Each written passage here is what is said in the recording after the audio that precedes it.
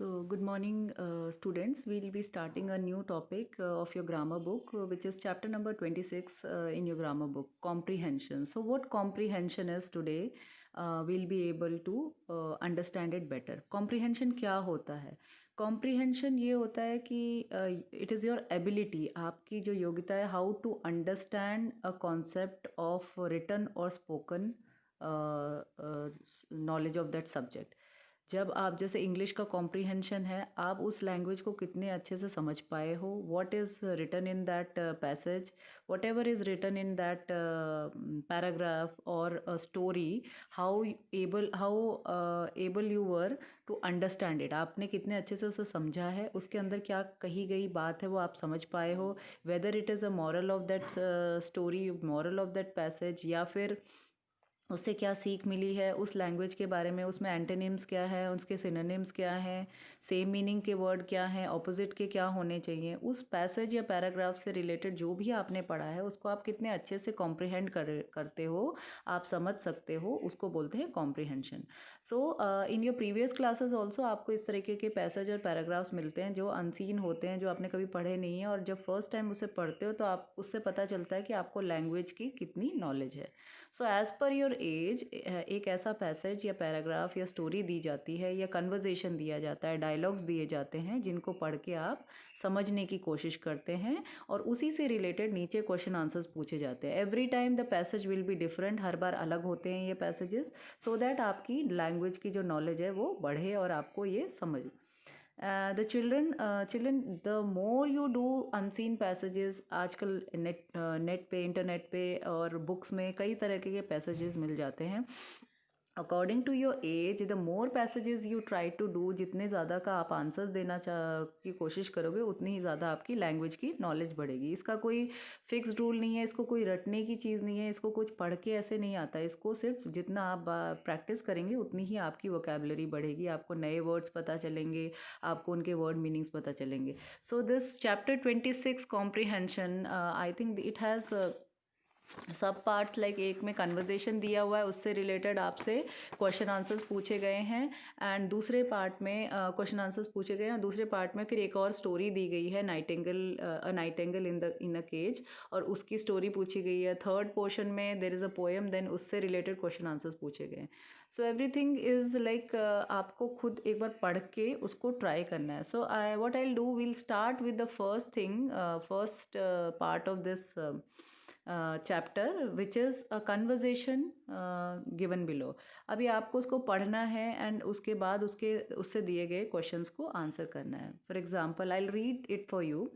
While reading, first you should try that at house also when you are reading, पहली बार एक loud reading देनी चाहिए, so that आप अपनी कन्वर्जेशन, आप अपना जो वोकेबलरी है, जो आप प्रोनाउंसिएशन है, it is in a right way और नॉट, उसको आप खुद सुन सको.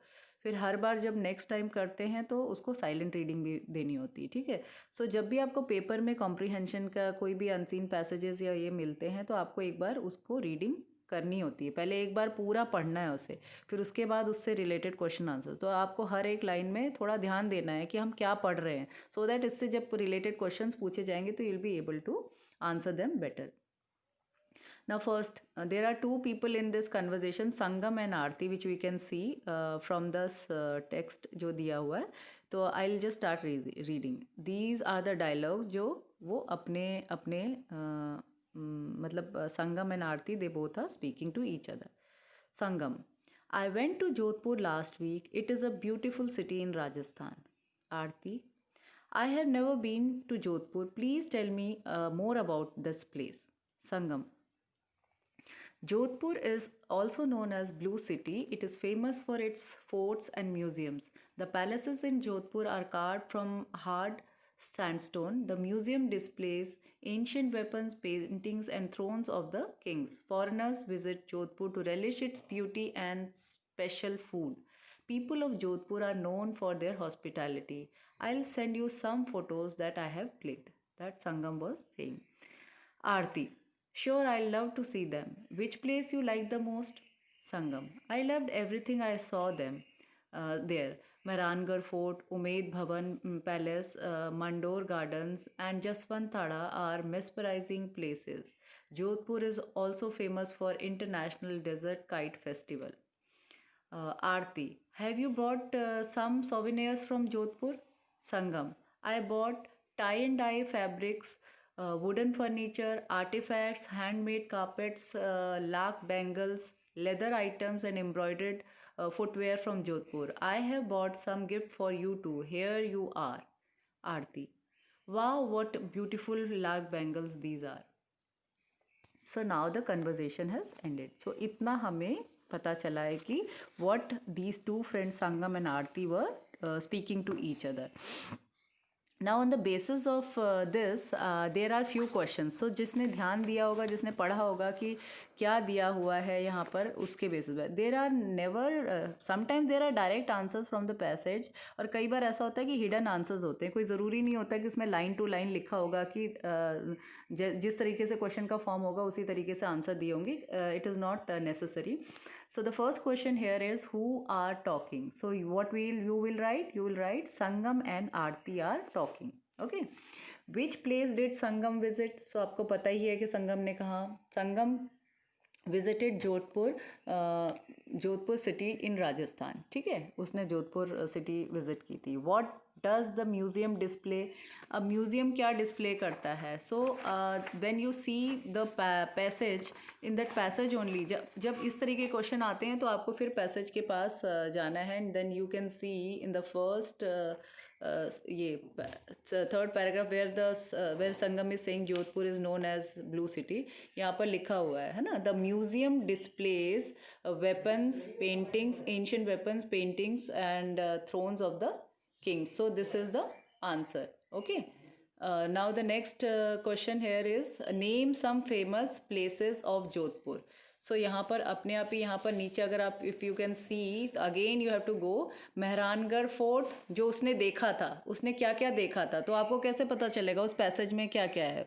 आपको यहाँ पता चल रहा है कि फेमस प्लेसेस जोधपुर की जो संगम ने देखी थी वो कौन कौन सी थी. तो you can write that Mehrangarh fort, Umaid Bhawan palace, Mandore gardens and Jaswant Thada are the famous places of Jodhpur. इस तरह से आपको आंसर बनाना है अपना. ठीक है, because there is no direct answer. ये हमें पता चला है कि Sangam has seen these places, so these are the famous places of Jodhpur. Now the next question, what can you buy as souvenirs from Jodhpur? souvenirs क्या होते हैं? जब किसी जगह से हम टोकन ऑफ लव, रिमेम्बरेंस के लिए हम कोई छोटा सा गिफ्ट या कुछ लेते हैं रिमेम्बरेंस के लिए या लोगों को गिफ्ट्स देने के लिए, तो उसे बोलते हैं सोवेनियर्स. तो संगम तो अभी हम लोग सोवेनियर्स जोधपुर से क्या खरीद सकते हैं? First question was that. So उन्होंने बताया था कि in one of the dialogue she said कि tie and dye fabric, wooden furniture जो संगम ने खरीदा था. So if a person is new to like they don't know anything about Jodhpur city, तो हमें कैसे पता चलेगा? We can know only about from the passage. So what we can write, we can buy, we'll write the answer like that, we can buy tie and dye fabrics, wooden, मतलब हम क्या खरीद सकते हैं. सो ये आंसर हमें खुद सोचना पड़ेगा कि जो संगम ने खरीदा था तो इसी टाइप के आइटम्स खरीदे जा सकते हैं, because she has been to that place और उसने खरीदी हैं.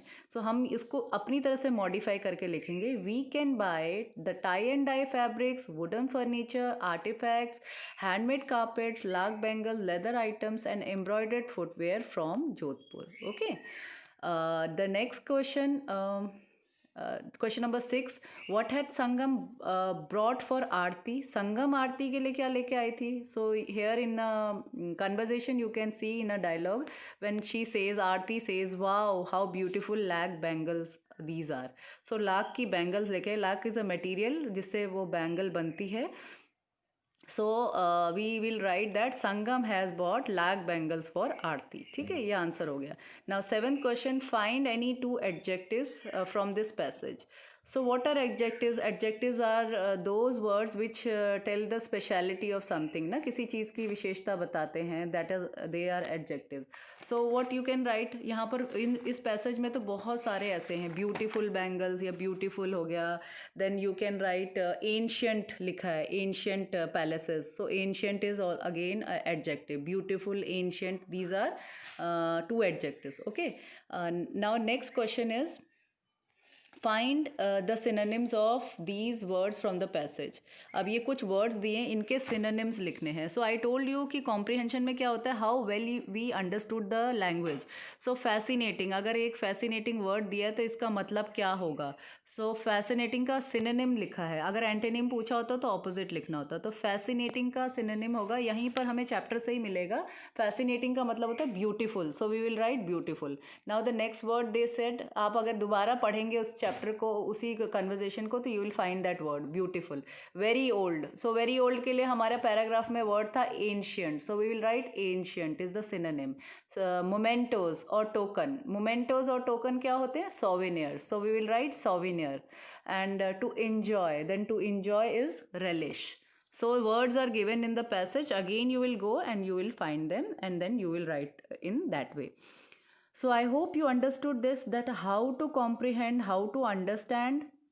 And the more exercises you do yourself, you will look out for dictionary for new words and meanings, synonyms and antonyms. You will be able to understand it better. So the next exercises are the same. You have to read it and then you have to answer it. So I have done the answers for you, but I want you to do it first, and without practice, without doing it yourself, you won't be make it. So आप एक बार उसे try कीजिए and write the answers accordingly. I'll be checking it and answering your queries in the next class. Thank you and have a nice day.